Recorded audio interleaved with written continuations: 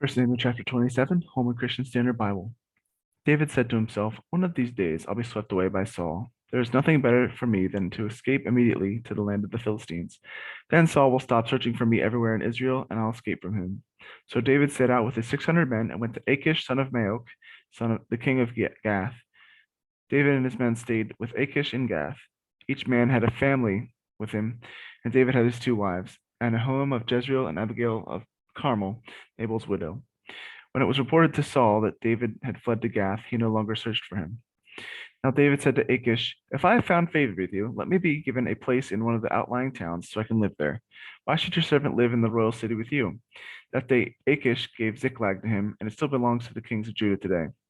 That time that David stayed in the Philistine territory amounted to a year and to 4 months.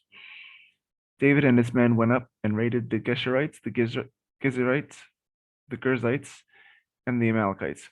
From the ancient times when they had been the inhabitants of the region throughout Shur as far as the land of Egypt, whenever David attacked the land, he did not leave a single person alive, either man or woman, but he took flocks, herds, donkeys, camels, and clothing. Then he came back to Achish, who inquired, "Where did you raid today?" David replied, "The south country of Judah, this the country, south country of the Jerahmeelites, or against the south country of the Canaanites." David did not let a man or woman live who to be brought to Gath, for he said, "Well, they will inform on us and say, 'This is what David did.'" This is what David's custom was during the whole time he stayed in the Philistine territory. So Achish trusted David, thinking, "Since he has made himself detestable to his people Israel, he will be my servant forever."